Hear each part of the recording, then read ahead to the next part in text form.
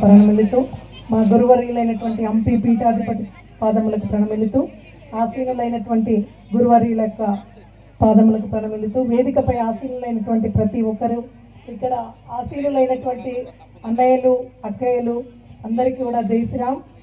చిన్నారులందరికీ కూడా ఆశీర్వాదములు. ఈరోజు చాలా సుదినము. ఈరోజు మనం ఈ కార్యక్రమం జరుపుకున్నటము ఈ గ్రామంలో అనేటువంటిది చాలా ఆనందదాయకమైనటువంటి రోజు. ఎందుకంటే శంకరాచార్యుల వారి జయంతి మరియు మీ యొక్క ఇక్కడ గ్రామం యొక్క శివుని యొక్క ప్రతిష్ట జరిగినటువంటి రోజు కాబట్టి ఆనందదాయకమైనటువంటి రోజు. ఈ రోజున మనందరం కలవడం ఇక్కడ విశేషమైనటువంటి రోజు భావిస్తున్నాను. జై శ్రీరామ్.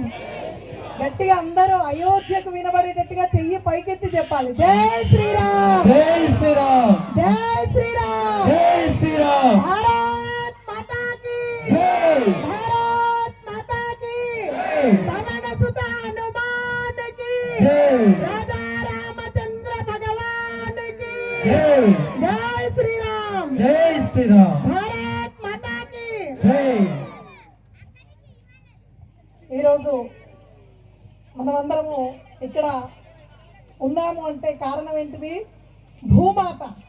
భూమాత ఉంది కాబట్టి మనం ఇక్కడ ఈ ప్రదేశంలో కూర్చోగలిగాం, నిలబడగలిగినాం, పనులు చేసుకోగలుగుతున్నాం. కాబట్టి అటువంటి భూమాతకు మనం ప్రతినిత్యము కూడా మనము నమస్కరించవలసినటువంటి బాధ్యత మనది. బాధ్యతనే.